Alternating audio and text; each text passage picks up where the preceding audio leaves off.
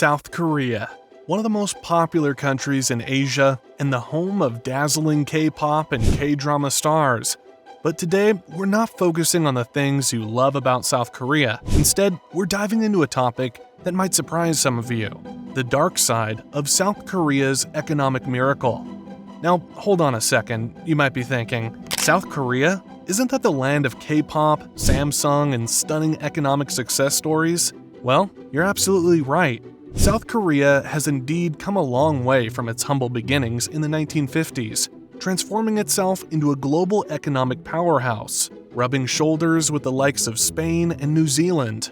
But as they say, every rose has its thorns, and even amidst all the glitz and glamour, there's a side to South Korea's rise that often goes unnoticed. So join us as we peel back the layers and explore the not-so-shiny aspects of this incredible nation's journey to prosperity. We're starting fast and diving into a rather somber aspect of South Korea's economic miracle, and that's its unfortunate distinction of having the highest suicide rate in the developed world. Now, we know it's not the cheeriest topic, but it's essential to shed light on this issue.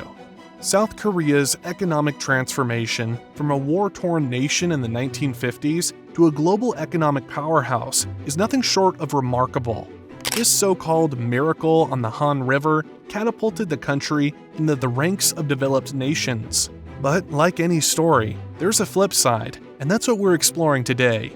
One of the more alarming statistics is the high rate of suicide in South Korea.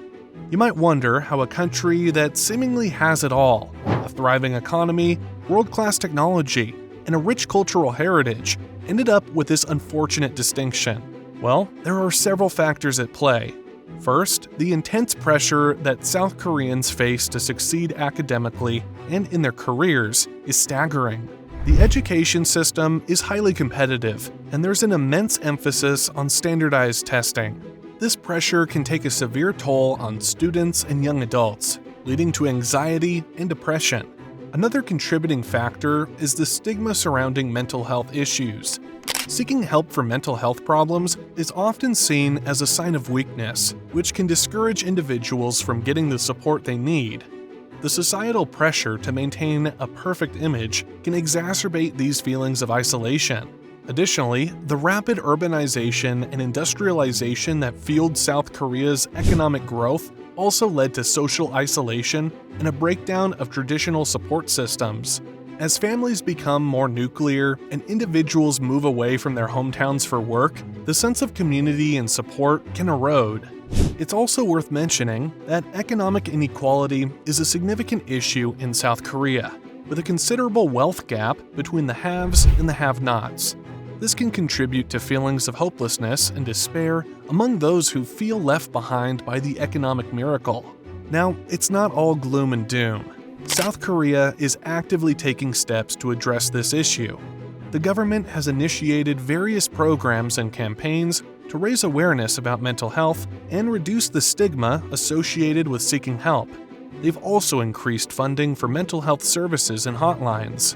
Moreover, the younger generation in South Korea is becoming more open to discussing mental health issues and advocating for change. There's a growing movement to create a more balanced and less pressure-driven society. So, while South Korea's economic miracle has brought prosperity and progress, it's essential to recognize and address the challenges it has created, such as the high suicide rate. Up next is a hidden challenge that could potentially threaten the country's future if not addressed: the lowest birth rate in the developed world. South Korea's birth rate is just 1.2 children per woman, which is astonishingly low. You might wonder why this is a problem. Well, let us break it down for you. First off, when a country's birth rate is so low, it means that the population isn't replacing itself. In the long run, this can lead to a shrinking workforce and fewer young people to support the elderly. This demographic shift can put immense pressure on the social welfare system and the economy. Speaking of the elderly, South Korea is aging rapidly. The proportion of elderly citizens is growing, and this poses challenges in terms of healthcare, pensions, and overall societal support for seniors. One prominent economist in Seoul even went as far as to say that if South Korea can't turn around its demographics, the country might implode in 2 generations. That's a pretty dire prediction, isn't it? So what's causing this low birth rate? Well, there are several factors at play. South Korea has a highly competitive and demanding education system, which can discourage young couples from starting families. Additionally, the cost of living in urban areas, like Seoul, is high, making it financially challenging for many young people to have children. The country's economic turnaround was a miracle and a success story. But like any success story, it comes with its own set of challenges, and housing costs and household debts are 2 big ones. First, let's talk about housing costs. South Korea's cities like Seoul are known for their skyrocketing real estate prices. It's not uncommon to hear stories of tiny apartments selling for jaw-dropping prices.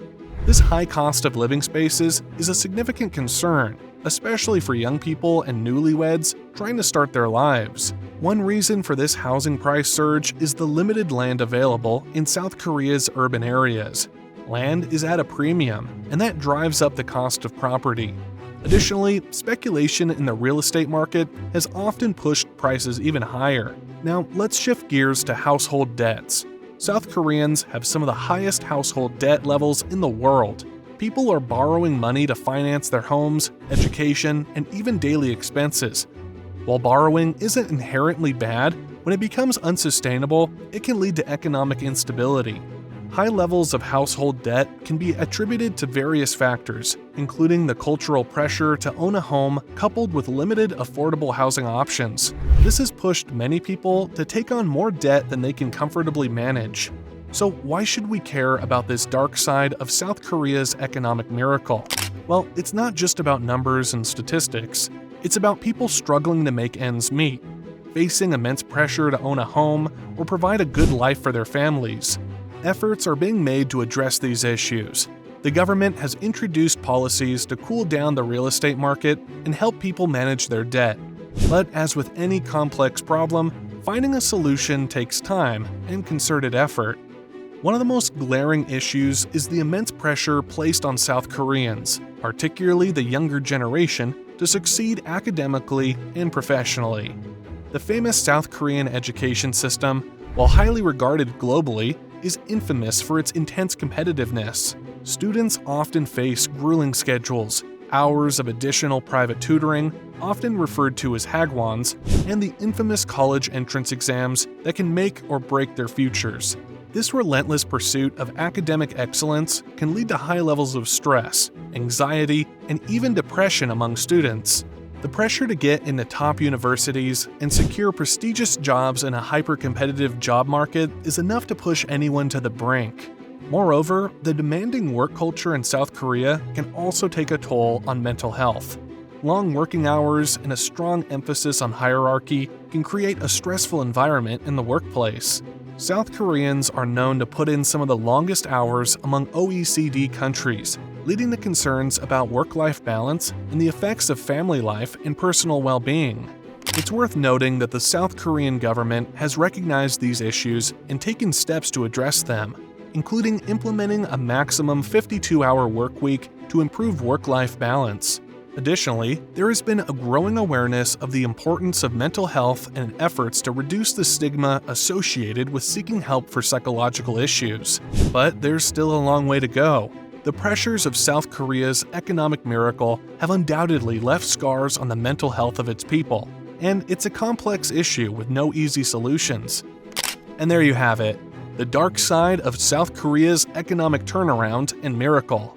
So, as we admire South Korea's incredible economic journey, let's also remember that there's a human cost associated with such rapid progress.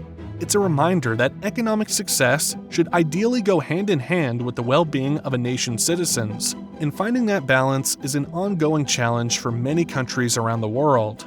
If you found this video informative, don't forget to like and subscribe for more videos. Thanks for tuning in, and we'll catch you in the next one.